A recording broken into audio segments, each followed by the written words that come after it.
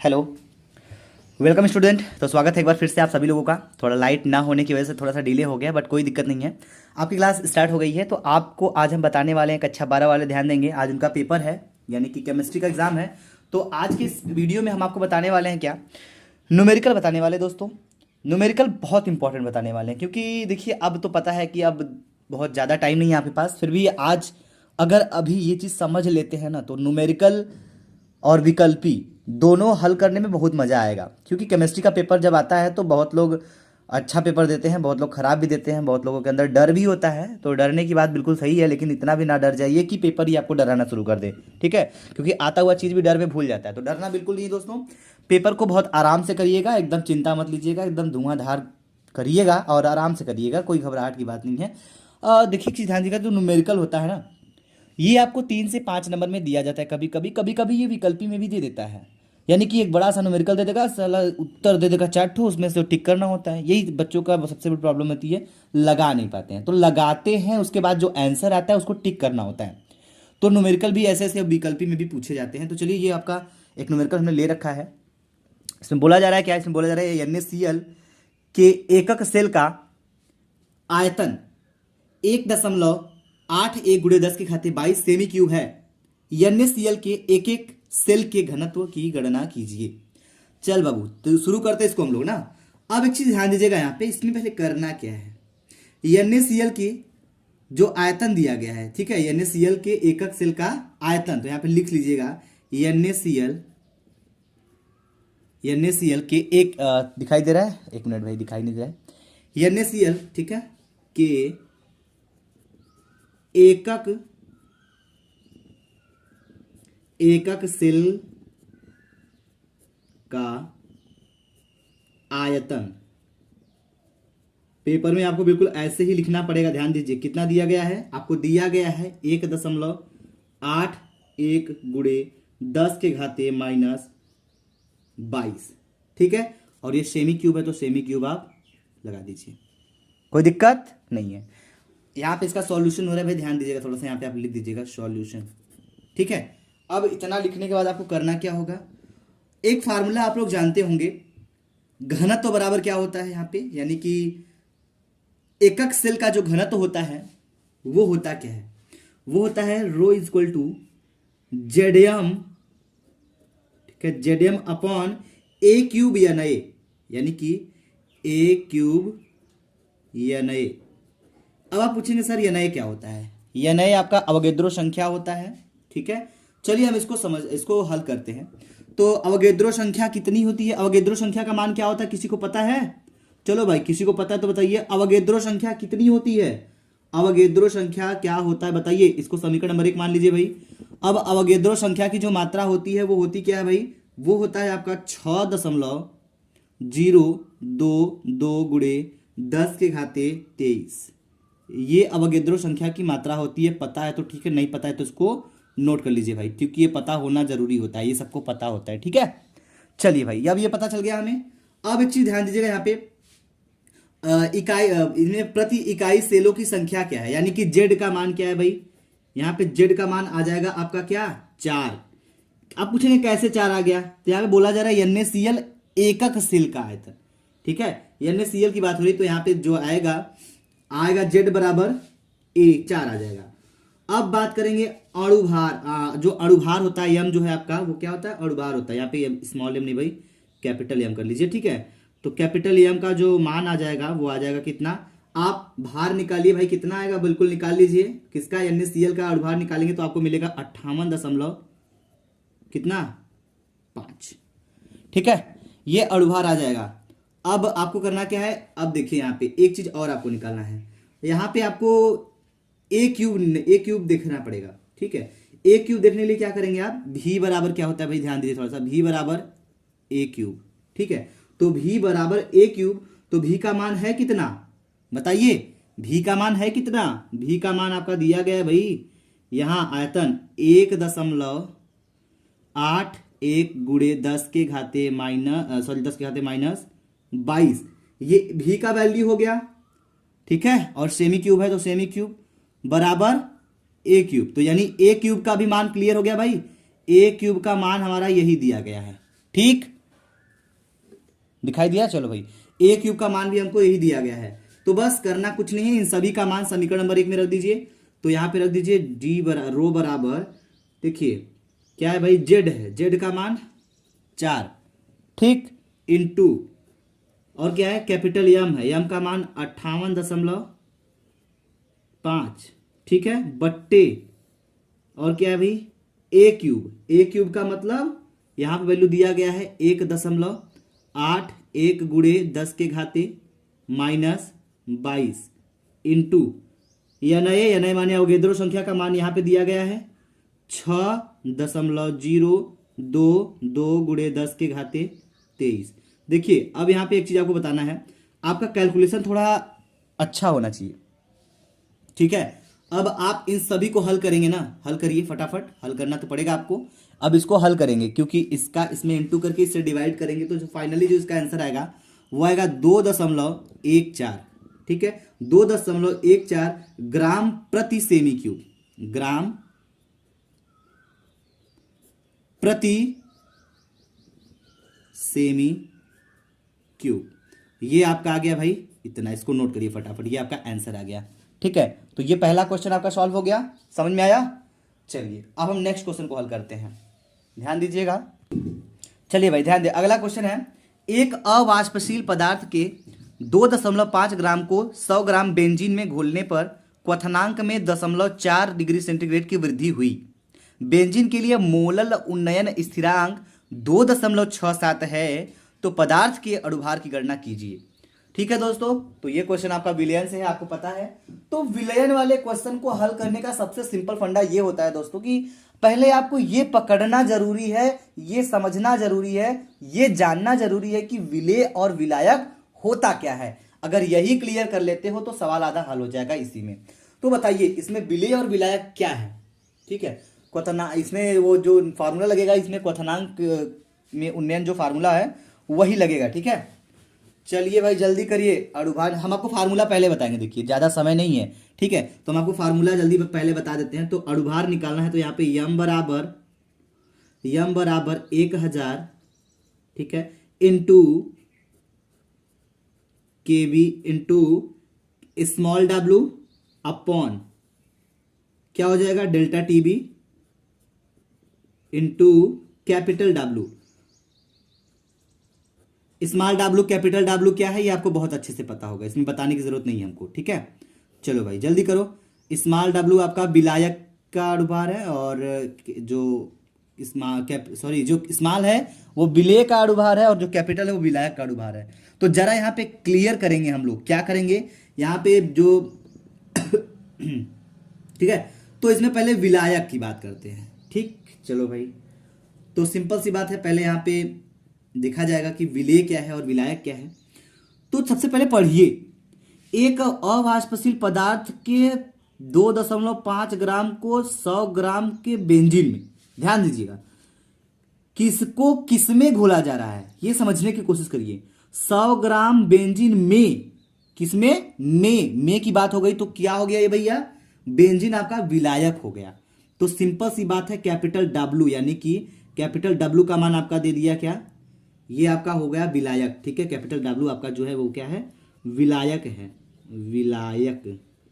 इसका मान कितना दिया है भाई, इसका मान दे दिया गया है 100 ग्राम, ठीक है, 100 ग्राम भैया। चलो क्लियर है, वेरी गुड। दिखाई नहीं दे रहा है, सॉरी, तो ध्यान दीजिएगा। अब ये हो गया क्लियर। अब किसमें घोला जा रहा है, घोलने पर क्वथनांक में इतना यानी 0.4 डिग्री सेंटीग्रेड की वृद्धि हुई। तो एक चीज तो यहाँ पे हमारा विलायक, विलेय भी तो क्लियर होना चाहिए। जो अवाष्पशील पदार्थ है उसको घोला जा रहा है ना, 2.5 ग्राम, तो 2.5 स्मॉल डब्ल्यू, जो स्मॉल डब्ल्यू आपका क्या हो जाएगा, ये हो जाएगा आपका विलेय, ठीक है दोस्तों, विलेय। अब देखिए विलेय और विलायक को कैसे घुस के हम निकाले हैं। विलेय और विलायक अगर निकाल लिए तो आधा क्वेश्चन खत्म, ठीक है। विलेय का मान दिया है 2.5 ग्राम। चल बाबू तैयार इतना, ठीक है। पहले खाना बनाने से पहले हमको सामग्री इकट्ठा करना पड़ता है, आप लोग अच्छे से जानते हैं। तो पहले हमको भी सबका मटेरियल लाना पड़ेगा, उसके बाद इसमें लेकर चलना होगा, ठीक है। अब स्मॉल डब्ल्यू कैपिटल डब्ल्यू हो गया। अब यहाँ पे बात करेंगे बेंजीन विलायक मोलर का उन्नयन स्थिरांक कितना दिया गया, ठीक है। यानी कि विलायक का मोलल उन्नयन स्थिरांक तो दिया गया है, यहाँ पे बोला जा रहा है ना बेंजीन के मोलल उन्नयन स्थिरांक, ध्यान से, बेंजीन के मोलल उन्नयन स्थिरांक 2.67, यानी कि यहाँ पे केबी जो है आपका दिया गया है कितना, ये दिया है 2.67। कोई दिक्कत? बिल्कुल दिक्कत नहीं होना चाहिए बाबू, ठीक है। अब घुसते थोड़ा सा और देखते हैं, कुछ मिल रहा है तो उनको भी पकड़ लेते हैं। क्वथनांक में उन्नयन, चल बाबू देखते हैं। यहाँ बोला जा रहा है क्वथनांक में इतने की वृद्धि हो रही है, तो ये वाला वृद्धि होने का मतलब उन्नयन 0.4 डिग्री सेंटीग्रेड दिया गया है, तो लिख लीजिए डेल्टा टीवी का मान हमारा यहाँ पे क्लियर हुआ। डेल्टा टी बी बराबर क्या दे दिया भाई, ये दे दिया आपका 0.4 डिग्री सेंटीग्रेड, ठीक है बाबू, वेरी गुड। अब देखिए हमको सब मिल गया है, सारा मटेरियल मिल गया है, अब इनको लेके चलना है इसमें और इसी में इनका गर्दा उड़ा देना है। उड़ा दिया जाए?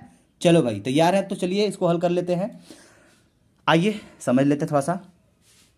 यम बराबर 1000 है तो 1000 को 1000 रखिए भैया, ठीक है, गुड़े के बी का मान क्या है 2.67, 2.67 हो गया, इंटू और क्या है भाई ठीक है, और दिया है कैपिटल स्मॉल डब्लू माने 2.5 हो गया, बट्टे कर लीजिए डेल्टा टीबी का मान 0.4 डिग्री सेंटीग्रेड, तो 0.4 हो जाएगा, इंटू और क्या है कैपिटल डब्लू का मान कितना है भैया 100 ग्राम, ठीक है। पहले तो इनको रगड़ देंगे तो ये खत्म हो जाएगा 2 0, ठीक है। और आप इसको और भी अच्छे से हल कर सकते हैं, ठीक है, आप इसको हल करिए भाई फटाफट। चलिए तो इसको हल करेंगे तो उसको काटेंगे पीटेंगे थोड़ा सा, आप काटिए पीटिए, और इसका जो आंसर आ रहा है फाइनली वो क्या आ रहा है हमको बताइए, जल्दी बताइए। हम इसको हल करके रख चुके हैं, इसका आंसर जो आ रहा है वो आएगा 166.88 ग्राम मोल इनवर्स, ग्राम मोल इनवर्स। चलो भाई फटाफट बताइए, इसका आंसर तो आ गया, समझ में भी आ गया, कोई डाउट है तो पूछ सकते हैं आप लोग, ठीक है। चलिए तो हमें नहीं लगता कोई डाउट है आपको इसमें। अब बढ़ते हैं हम नेक्स्ट क्वेश्चन की तरफ। तो अगला क्वेश्चन क्या कह रहा है ये इसको समझते हैं।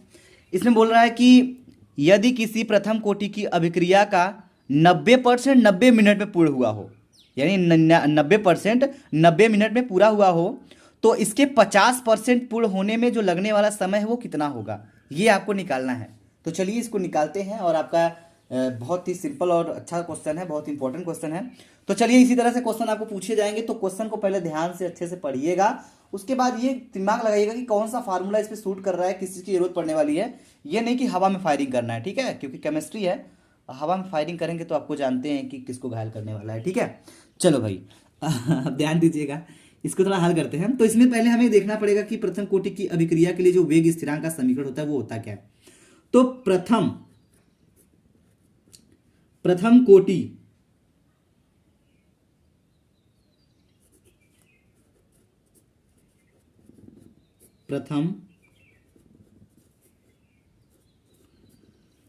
कोटि के लिए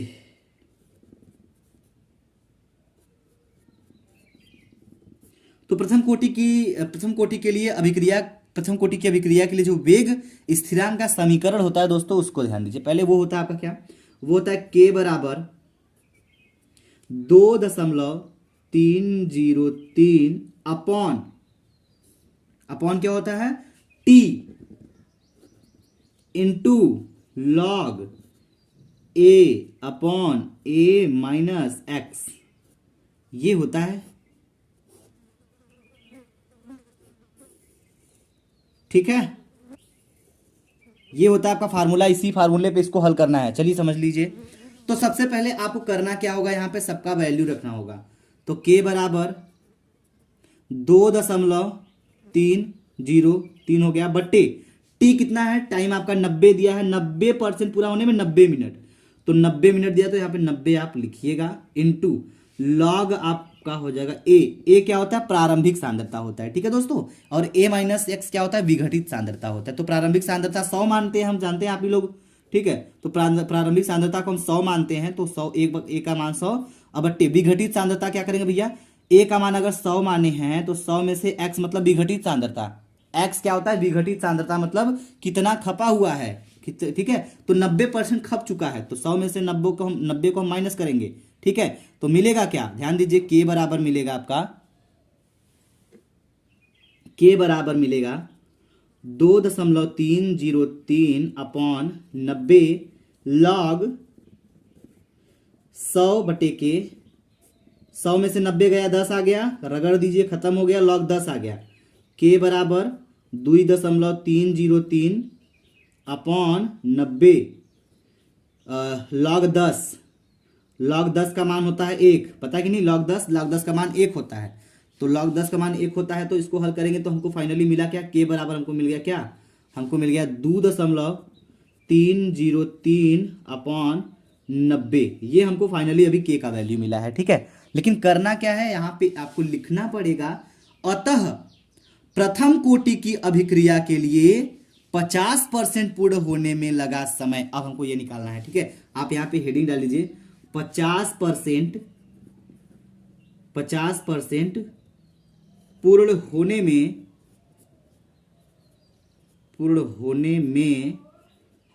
लगा समय। ठीक है, होने में लगने वाला समय कर दीजिए, कोई दिक्कत नहीं है, लगने वाला समय। ठीक है, चलिए निकालते हैं भाई। अब यहां पे फार्मूला अप्लाई जो होगा वो होगा, फार्मूला क्या हो जाएगा, टी हाफ, आधा हो गया ना, तो टी हाफ बराबर 0.693 बटे के। बस बाबू, यही वाला फार्मूला अप्लाई करना है आप सभी लोगों को। अगर ये फार्मूला अप्लाई कर देते हैं तो आपका निकल के आ जाएगा, टी हाफ भी निकल के आ जाएगा, और यदि चाहे तो आप इसको निकाल सकते हैं, हम आपको देख सकते हैं कि आप क्या कर रहे हैं। चलिए भाई, सिंपल सा कैलकुलेशन है, करना माथा पच्ची कुछ नहीं है, लिखेंगे टी हाफ, ध्यान दीजिए, के का मान रखेंगे इसमें, तो टी हाफ बराबर 0.693 बटे के है ना, तो के क्या है, के का मान हम रखेंगे, कहां से रखेंगे, ऊपर जो यहां पे निकाल कर रखे हुए हैं, यही वाला के का वैल्यू इसमें पुट कर देंगे, कर दिया जाए। चलिए, तो रखेंगे तो हो जाएगा 2.303 अपॉन 90, हमने तो रख दिया, जो कहा जैसे कहा वैसे कर दिया। ठीक है, थोड़ा हल करते हैं भाई, 0.693 बटे के 2.303, अभी गुड़े में नीचे ऊपर, नीचे वाला ऊपर चला जाएगा, हो गया 90 गुड़े में हो जाएगा। इसको हल करिए फटाक से, नहीं जल्दी करिए, टी हाफ का वैल्यू क्या आ रहा है, जल्दी हल करिए और हमको बताइए टी हाफ का मान क्या आएगा। टी हाफ का मान जो आएगा ये आपका कितना आएगा, जल्दी करिए।